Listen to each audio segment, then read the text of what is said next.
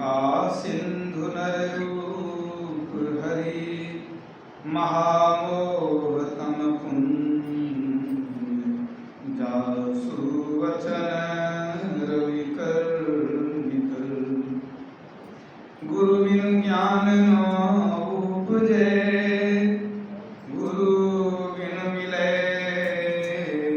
न भेव गुरु बिनु संशय ना मिटे जय जय जय गुरुदेव।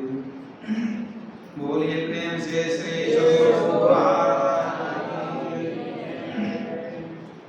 परमाराध्य गुरुदेव के पावन श्री चरणों में कोटि शरण। आदरणीय धर्म प्रेमी सज्जनों, माताओं, बहनों तथा प्यारे बच्चों, हम जो यह दृश्यमान जगत देखते हैं यह सब नाशवान है, समाप्त हो जाने वाला है। आप जो कुछ भी देखते हैं, जब हमारा शरीर ही नहीं रहने वाला है तो ये संसार कहाँ से रहेगा। जब आप संत भगवंतों की वाणियों को पढ़ेंगे, सुनेंगे, समझेंगे, तब आपको पता चलेगा कि सब कुछ नाशवान है। भगवान श्री राम ने लक्ष्मण जी को उपदेश देते हुए कहा था, गोचर जहाँ लगी मन जाई सो सब माया जाने हो भाई। हे भाई लक्ष्मण, जहां तक तुम्हारा मन जाता है और इंद्रियों से जो चीज तुम ग्रहण करते हो, जैसे आंख से तुम रूप ग्रहण करते हो, कान से शब्द सुनते हो, नाक से गंध लेते हो, तो इंद्रियों से जो ग्रहण होता है और मन जहां तक जाता है वो क्या है? सब माया है। तो माया का अर्थ नाश होने वाला। जो माया है उसका मतलब है कि वो नहीं रहने वाला, वो समाप्त हो जाएगा। तो हमारी इंद्रियां जो कुछ ग्रहण करेगी सब माया है, मतलब साफ है। आंख से जो देखेंगे आप वो माया है, नहीं रहने वाला है। कान से जो सुनेंगे वो नहीं रहने वाला है। इसी तरह 5 ज्ञान इंद्रियों की बात समझ लीजिए। मन से आप जो भी सोचेंगे वो भी नहीं रहने वाला। ईश्वर को आप मन से सोच नहीं सकते। ईश्वर को आप देखे ही नहीं, कैसे सोच पाएंगे ईश्वर क्या है, कैसा? मन में शक्ति नहीं है कि ईश्वर को सोच पाए। हाँ, ईश्वर के किसी रूप को आप सोच सकते हैं कि राम को हम सोच लेंगे, राम ऐसे थे, शिव ऐसे थे, लेकिन जो वास्तविक स्वरूप है ईश्वर का, निर्गुण निराकार, उसको आपका मन सोच नहीं सकता, बुद्धि निर्णय नहीं कर सकती, इंद्रियों से उसको पकड़ नहीं सकते। तो भगवान राम ने ज्ञान दिया कि तुम संसार में जो कुछ भी देखोगे, सुनोगे, चखोगे, सूंघोगे, छूओगे, सब क्या है? नाशवान है। संत कबीर साहब ने एक वाणी में कहा, चांदो मरी है, सूर्यो मरी है पवन और पानी। एक दिन ऐसा होगा कि पानी भी समाप्त, हवा भी समाप्त, न सूर्य रहेगा न चंद्रमा। कुछ लोगों को लगता है कि नहीं, ये सूर्य तो बहुत पुराना है, हमारे दादाजी के जमाने में भी था और ये तो सब दिन रहने वाला है। कबीर साहब ने ऐसे कह दिया। तो वैज्ञानिकों का जो शोध है उस पर ध्यान दीजिए। वैज्ञानिकों ने शोध करके सूर्य के जीवन का समय निकाला है। सूर्य की आयु लगभग 5 बिलियन वर्ष, 5 अरब वर्ष है सूर्य की आयु, जो वर्तमान में सूर्य है। और इसमें से 4.6 अरब वर्ष या बिलियन वर्ष बीत चुका है। अब लगभग 5.5 अरब वर्ष और ये सूर्य रहेगा। वैज्ञानिकों ने घोषणा कर दिया। उसके बाद सूर्य की गर्मी समाप्त हो जाएगी, इसकी शक्ति क्षीण हो जाएगी, यह राख के ढेर में बदल जाएगा। तब इसको सूर्य कहेंगे? नहीं कहेंगे। आप आग को आग तब तक कहते हैं जब तक उसमें जलाने की शक्ति है। अगर जलाने की शक्ति खत्म हो जाए तो उसको राख कहते हैं। तो सूर्य की भी आयु सीमित हो गई। जो कबीर साहब ने कहा कितने वर्षों पहले, आज वैज्ञानिकों ने कहा दिया कि सूर्य भी एक दिन समाप्त हो जाएगा। तो सब कुछ समाप्त होने वाला है। तो नहीं क्या समाप्त होने वाला है? एकमात्र परमात्मा है, ईश्वर, निर्गुण निराकार ईश्वर। वो सदा रहते हैं। आज राम नहीं है, कृष्ण नहीं है, लेकिन आज भी वो परमात्मा है। तब तो सृष्टि चल रही है। राम और कृष्ण तो युग युग में आते हैं, अपना काम कर लेते हैं, धर्म की रक्षा करते हैं, दुष्टों का संहार करते हैं, फिर संसार से चले जाते हैं। यक्ष ने दुर्योधन के युधिष्ठिर से प्रश्न किया था किम आश्चर्यम, संसार में आश्चर्य क्या है? तो युधिष्ठिर जी महाराज ने उत्तर दिया था कि सब कोई देखते हैं कि लोग रोज मर करके जम के घर को भरते हैं, फिर भी जो बचे हुए हैं वे सोचते हैं कि हम अमर हैं, हम नहीं मरेंगे। ये सबसे बड़ा आश्चर्य है। मतलब रोज मर रहे हैं, पता भी नहीं है कि हम कितना दिन जिएंगे, लेकिन सोचते हैं अभी बहुत दिन आगे, अभी तो अभी जवान है, अभी बच्चे हैं, लेकिन जीवन का कोई ठिकाना है ही नहीं। राम आए, कृष्ण आए, वो भी चले गए। अब बहुत ही रोचक प्रसंग सुनाता हूं।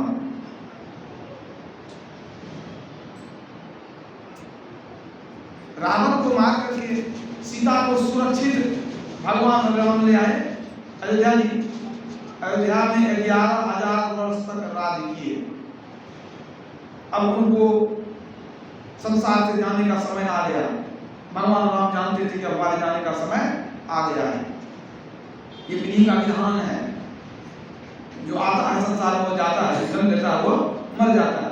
भगवान राम को पूरी तरह ज्ञान था, अब हमारा वैकुंठ धाम चलने का समय आ गया है। उन्होंने मृत्यु के देवता का आह्वान किया। हर चीज नियम है ना, नियम से बंधा हुआ है चीज। मृत्यु के देवता जब आना चाहे तो अयोध्या जी में भय के कारण घुस नहीं सके। कारण क्या था? भगवान श्री राम के अंग रक्षक और प्रहरी कौन थे? हनुमान जी। जब भगवान राम राज करने लगे ना, तो हनुमान जी को काम मिला भगवान राम की सुरक्षा की, तो बहुत दिनों से सुरक्षा कर रहे थे। 11,000 वर्ष राज किए तो सुरक्षा करते आ रहे थे ना। अब जो मृत्यु का देवता यम था, वो अयोध्या में प्रवेश करने में या भगवान के महल के पास आने में बड़ा भय संकोच महसूस करता था, और डर से, हनुमान जी के डर से वो नजदीक नहीं आता था। भगवान राम सब जान रहे थे, वो जान रहे थे कि हमको तो जाना है, यम को भी आना है, लेकिन हनुमान जी तो ऐसा होने नहीं देते। उनको हमसे इतना प्रेम है कि वे हमारे मृत्यु को स्वीकार नहीं कर सकते। उनको समझाना बड़ा मुश्किल है, ना ऐसा होने देंगे ना स्वीकार करेंगे। और यदि यम आ भी गया तो अगर वो अपना विकराल रूप धारण कर लिए तो प्रलय हो जाएगा, हाहाकार मच सकता है। वो हमको बचाने के लिए कुछ भी कर सकते हैं, पूरे धरती पर प्रलय ला सकते हैं। हनुमान जी में इतनी शक्ति है, लेकिन हमको जाने नहीं देंगे। क्यों? हमने उनको अपना अंग रक्षक नियुक्त किया है, और हमारा जो वो बर्दाश्त नहीं करेंगे। तो भगवान राम समझ गए कि यम, मृत्यु के देवता यम तो आने रहे मेरे पास, और उनको आने का हिम्मत भी नहीं हनुमान जी के डर से। हनुमान जी तो विकराल रूप धारण कर सकते हैं, अब क्या करें? भगवान राम ने ब्रह्मा जी को बुलाया, बैठ करके बातचीत किया कि अब क्या किया जाए। हनुमान जी को हमारे बस का नहीं कि समझा देंगे इनको, भाई बड़ा समय आ गया है, अब हमको जाने दो। वो भी नहीं मानेंगे, अब क्या करें? तो दोनों ने वार्तालाप किया, कुछ निर्णय किया, ब्रह्मा जी चले गए। भगवान श्री राम ने कुछ लीला रची, उनके मन में था कि कुछ तो करना ही पड़ेगा। हनुमान जी नजदीक में थे, अचानक अपनी अंगूठी खोल के हाथ में लिए भगवान राम। अब उनके महल के फर्श में एक छेद था, अचानक वहीं अंगूठी को छोड़ दिए, अंगूठी गिर गई छेद में। भगवान राम कहते हनुमान जी को, देखिए हनुमान जी, हमारी अंगूठी गिर गई, उसको जाके ले आइए। हनुमान जी राम दुआरे तुम रखवारे, तो कुछ भी करने के लिए तैयार रहते थे। तुरंत सूक्ष्म रूप एक छोटे भंवरा का रूप बना लिए और उस छिद्र में प्रवेश कर गए। जब अंदर गए तो देखते हैं छिद्र नहीं है, ये तो बहुत बड़ा सुरंग है। और सुरंग कहाँ जाता था? पाताल लोक। तो सुरंग होकर के पाताल लोक गए, वहां पर कहाँ पहुंचे? नाग लोक। नाग लोक पहुंच गए तो सोचे कि अंगूठियों को खोजना है। तो नाग लोक के राजा थे वासुकी, उनसे मिले, राजा वासुकी से मिले और उनको बताए कि हम भगवान राम के रक्षक हैं, उनके दूत हैं, हम आए उनकी अंगूठी खोजने के लिए। हमको दिखाइए, इसी छेद से गिरा था, इस सुरंग से गिरा। वासुकी जी ने कहा चलिए उस नगर के मध्य में ले गए जहां वो छेद खुलता था, ले गए। कहते हैं क्या, देखिए यहीं पर अंगूठी सब है, देख लीजिए कौन अंगूठी आपकी। तो वहां जब गए तो हनुमान जी देखते हैं ढेर अंगूठियां पड़ी हुई है। अभी सोचने लगे इतनी अंगूठी में जैसे भूसा में कोई सुई खोजे तो बड़ा मुश्किल हो जाता है। सोचे भगवान राम की अंगूठी कैसे खोजेंगे हम, बहुत मुश्किल है। वासुकी जी ने कहा खोजिएगा तब ना, देखिए अंगूठी है कि नहीं। प्रभु का नाम लिए कि प्रभु अंगूठी मिल जाए, आपकी अंगूठी खो गई है। एक अंगूठी को उठाए गौर से देखते हैं, देख के खुश हो गए, यही अंगूठी भगवान की है, पहचान ले यही भगवान की अंगूठी है। मन प्रसन्न हो गया, चलने वाले थे, दूसरी अंगूठी पर नजर पड़ी तो देखते हैं नहीं ये भी भगवान की अंगूठी है, उसको दूसरे को उठाए तो देखते हैं वो वही है, ये भी भगवान की अंगूठी है। अब सोचने लगे कि ये है कि ये है।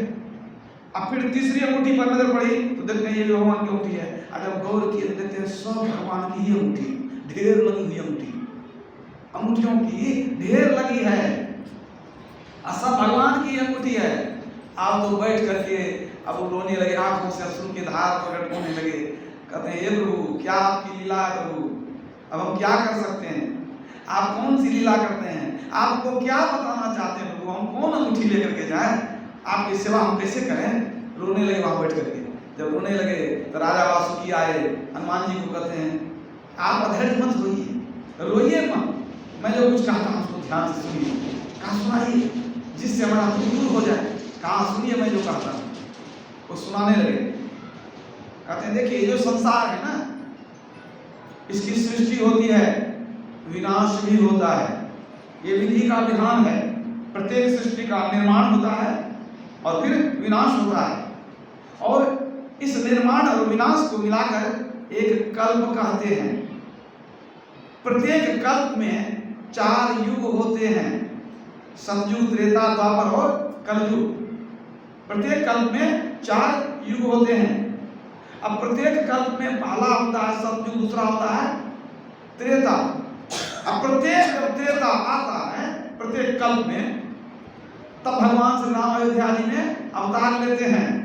और जब वो अवतार लेते हैं तो कुछ वर्षों के पश्चात मैंने देखा है कि कुछ वर्षों के पश्चात भगवान की कुछ लीला होती है और एक बंदर आता है उनकी अंगूठी खोजने के लिए।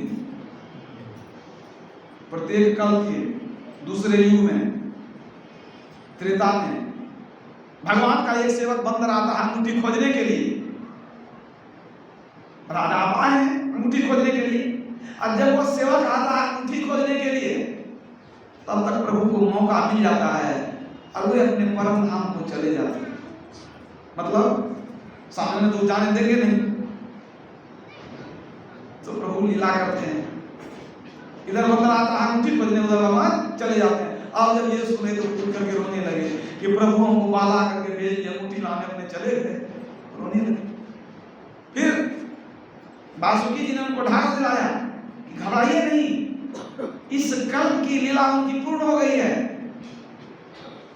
अरे फिर अगला कल्प आएगा, फिर राम का अवतार होगा और आप फिर आएंगे, आप घबराइए नहीं, आप फिर से आएंगे। तो उनको हौसला हुआ और तब वो अब सोचे भगवान चले गए, अंगूठी लेके क्या करें, अंगूठी छोड़ के गए तो प्रभु तो सरयू नदी में जाके अपना चूल्हा छोड़ के वैकुंठ चले गए। ये प्रसंग है, कुछ ज्ञान मिलता है, कुछ संदेश मिलता है कि जब भगवान श्री राम को संसार में आकर के यहाँ से जाना पड़ा, जब भगवान कृष्ण आए और चले गए, तो हम आप किस खेत की मुनि, सबको जाना पड़ता है। जो उगय सो अस्तवय, जन्मय सो मर जाए, जो चुनिय सो ढही पड़े, फूले सो कुमलाए।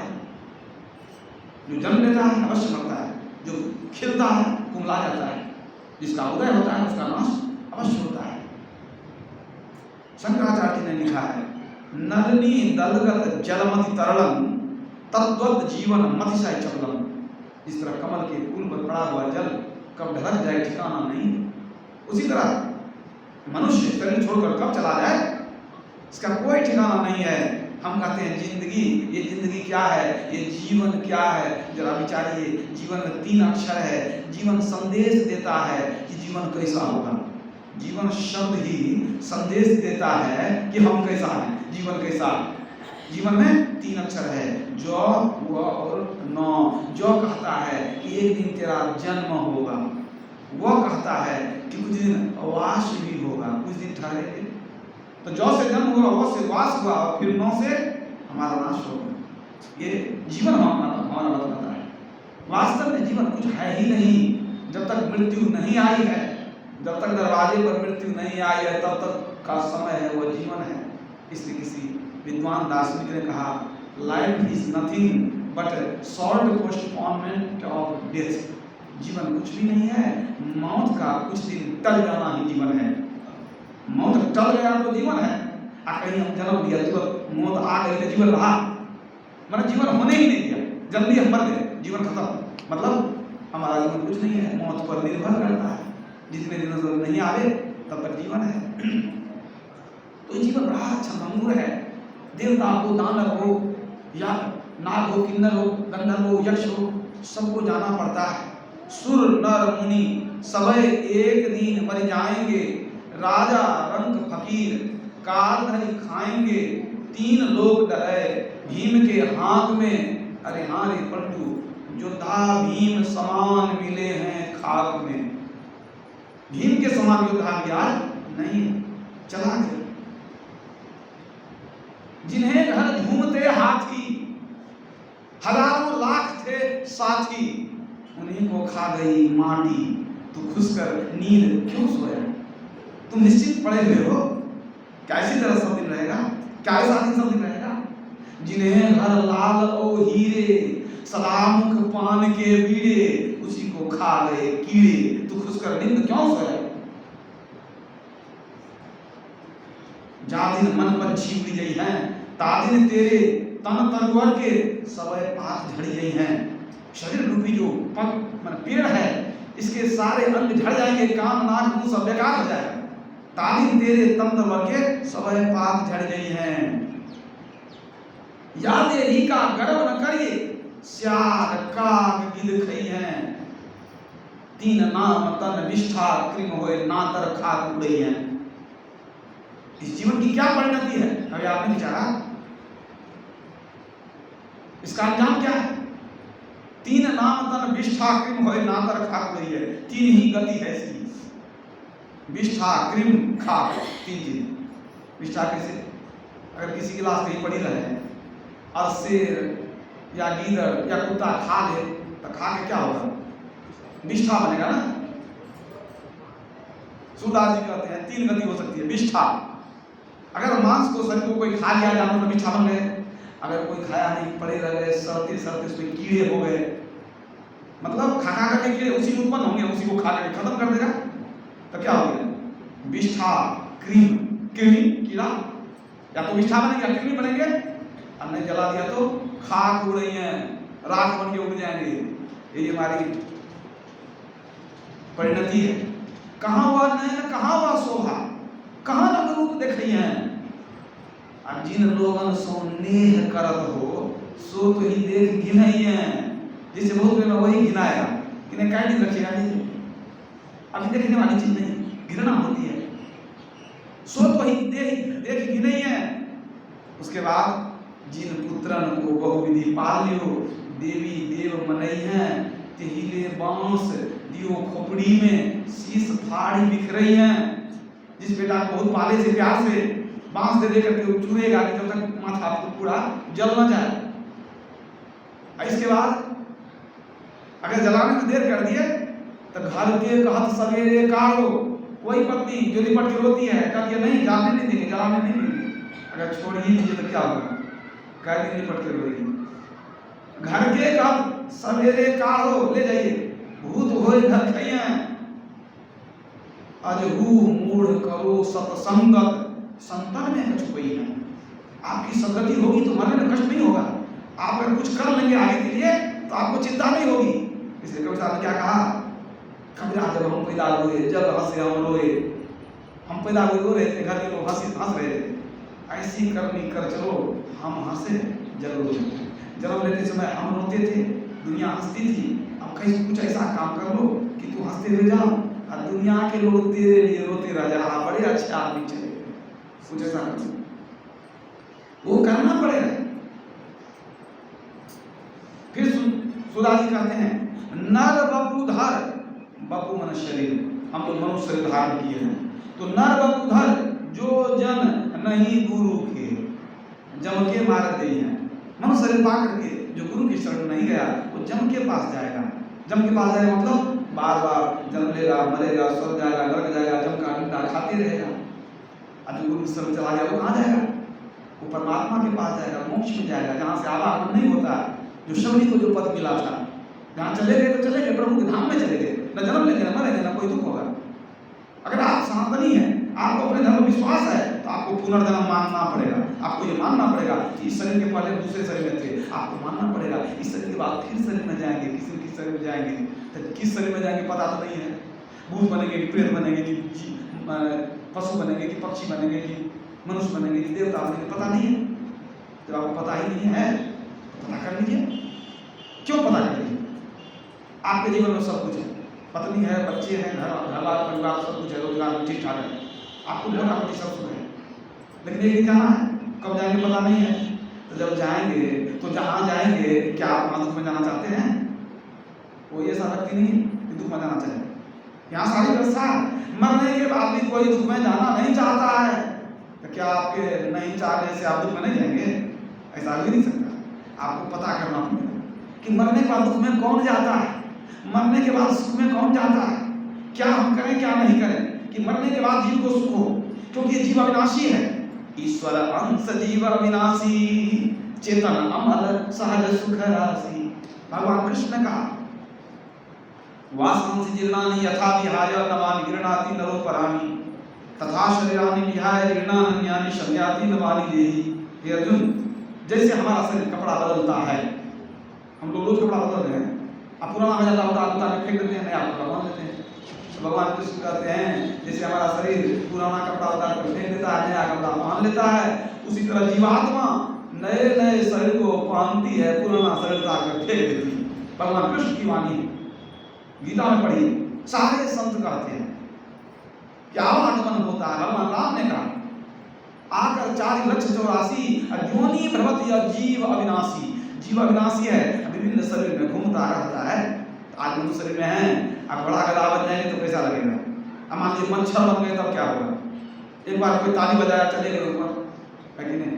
तो कहने मतलब आप दुख में जाना नहीं चाहते, कोई जाना नहीं चाहता। जो पाप करता है वो भी जाना नहीं चाहता। तो नहीं चाहने से कुछ नहीं होगा। अगर सत्संग सुने तो क्या होगा? ये ठीक बात है कि आप पूजा पाठ कर लेते हैं, ये अलग बात है, लेकिन आप जब ठीक ठीक जानेंगे कि क्या पूजा पाठ कर लेने मात्र से हमारे भविष्य के सब कुछ समाप्त हो जाएंगे, होंगे कि नहीं? मैं ये नहीं कहता हूँ कि नहीं हो, आप सुनिए, समझिए, जानिए कि क्या हम जितना करते हैं उससे हमारा भविष्य सुरक्षित है। अगर सुरक्षित नहीं है, कुछ और करना पड़ेगा। तो कुछ और करने में क्या दिक्कत है? क्यों? इसी मनुष्य शरीर से कुछ और कर सकते हैं। अगर मरने के बाद गधा बन गए, कुछ और नहीं कर सकेंगे, क्योंकि कर्म प्रधान शरीर एकमात्र मनुष्य शरीर है। कर्म प्रधान विश्व कली राखा, अजो जस करई सो तस फल चाखा। कर्म प्रधान शरीर है, जो करना अभी कर लीजिए। देवता बन जाइएगा तो उस तरह से कर्म नहीं कर पाइएगा। अभी आपके हाथ में है, वर्तमान आपके हाथ में। साधन धाम मोक्ष के द्वारा सब साधन आपके पास है। आप सोचिए, विचारिए क्या करना चाहिए और क्या कर रहे हैं। धर्मशास्त्र कहता है धनानि भूमो पशो ही गोष्ठी नारी गृहा द्वारानि सखा श्मशाने देहस्थितायां परलोक मार्गे धर्मानुगो गच्छति जीव एकः। जब शरीर से प्राण निकल जाएगा, सारे धन धरा पर धरे रह जाएंगे, सारे पशुशाला में बंधे रह जाएंगे। हमारी अगर कोई धर्म पत्नी है तो आंगन से ड्योढ़ी तक रोती रह जाएगी। मित्र लोग कंधे पर ले जाकर के श्मशान पहुंचा देंगे। सखा श्मशाने, उसके बाद क्या होगा? देहस्थितायाम, जो शरीर बहुत प्यार से पाले थे वो चिता पर जल करके राख हो जाएगा। जीव को देख देख कर बड़ा कष्ट होगा। अब क्या बचा? कुछ भी तो नहीं बचा। क्या बचा? कुछ बचा? कुछ नहीं बचा। माया ठगनी बड़ी ठगी जात है। अब बचे न यहाँ से को लगी दिन रात है, कौड़ी नाही संग करोड़ अनि जोड़ी के। अरे हाँ रे बंधु, गए हैं राजा रंग लंगोटी छोड़ी के। राजा को रंग शरीर को ही छोड़ दिए और शरीर ही जल गया तो लंगोटी किस काम का आएगा? तब क्या हमारे कफन में जेब होता है कि कुछ लेकर चले जाएंगे? कुछ भी नहीं। जिस चीज आपको बहुत ममता है कि ये सोना हमारा है, इसको किसी को छूने नहीं देंगे, देखने नहीं देंगे, कहीं सामान लेगा तो ये रुपया है, किसी को नहीं, इसको छुपा के रखेंगे। जैसे आप आंख बंद कर लिए, कुछ आपका नहीं रहा, जिसको हाथ लगेगा उसका हो जाएगा, आपका कुछ बस नहीं चलेगा। उस समय जितना मोह कीजिएगा तो जीवात्मा को तकलीफ होती है, मरने में बड़ा कष्ट होता है। जितना मोह उतना जीवात्मा होती है, तड़पती है। याद रखिए, सहयो मृत्यु के समय पीड़ा होए अपार, बिच्छू 10,000 क्यों डंक लगे एक साथ। सहजोबाई कहती है कि बिच्छू का डंक कितना कठिन होता है, 10,000 बिच्छू एक बार डंक मारे तो कितना कष्ट होगा, जीव को निकलने में उतना कष्ट होता है। ये कष्ट हम लोग बार बार झेलते हैं। संत लोग कहते हैं कि तुम जन्म मरण से छूट जाओ, ऐसी भक्ति करो। आवागमन सब दुख बुझा है, नहीं जग में कोई। जन्म लेना मरना इससे बड़ा दुख नहीं है। हमारे गुरुदेव मानसी में ही बाबा कहते हैं आवागमन सब दुख बुझा है, नहीं जग में कोई, इसके निवारण के लिए प्रभु भक्ति करनी चाहिए।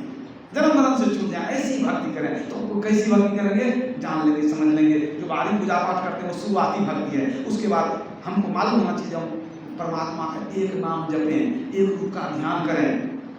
अभी मैं इस प्रवचन में अभी उतना नहीं खुलासा कर सकता हूँ, लेकिन आप लोग सुनते रहते हैं कि प्रभु का एक नाम जपेंगे, एक रूप का ध्यान करेंगे, इससे फायदा क्या हो। मानस में है, भागवत में है, गीता में है, सब जगह कहा गया है। भगवान शिव ध्यान करते थे, भगवान कृष्ण ध्यान करते थे। आज पंडितों ने हम लोग बुझा दिया है, कहते इसी से सब काम हो जाएगा। पूजा पाठ शुरुआती भक्ति है, लेकिन यदि आप जब ध्यान नहीं किए आपको मोक्ष नहीं मिलेगा, मुक्ति नहीं मिलेगी, जन्म मरण से आप नहीं छूटेंगे। तो ये शरीर मनुष्य शरीर मिला है मोक्ष पाने के लिए।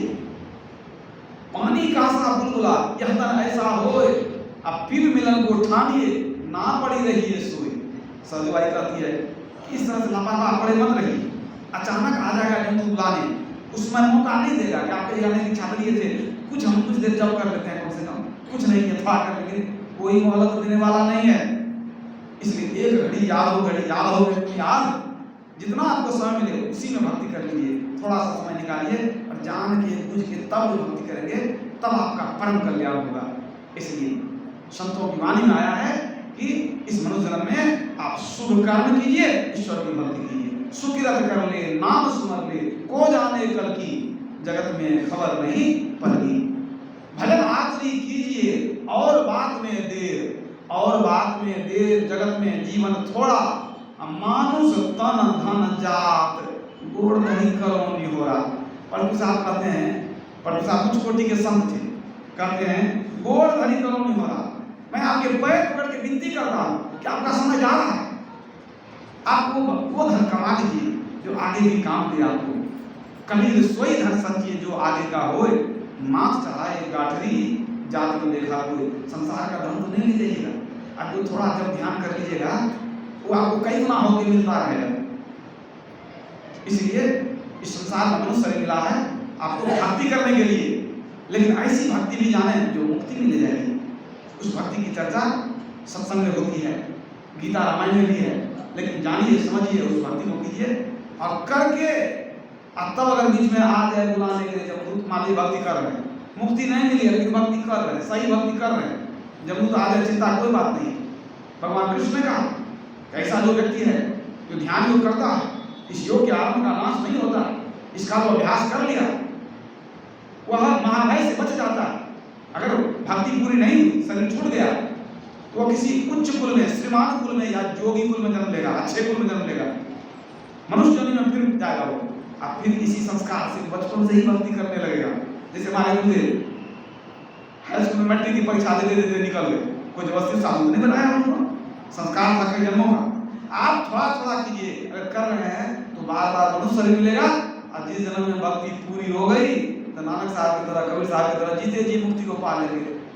आप महापुरुष बन जाएंगे, दुनिया आपको सलाम करेगी, दुनिया आपसे ज्ञान लेगी, आप मर करके भी अमर हो जाएंगे। तो प्रत्येक व्यक्ति को चाहिए कि संसार के काम करते हुए परमार्थ के मार्ग पर चलें, आध्यात्म को जानें और अपना कल्याण करें। बोलिए फिर से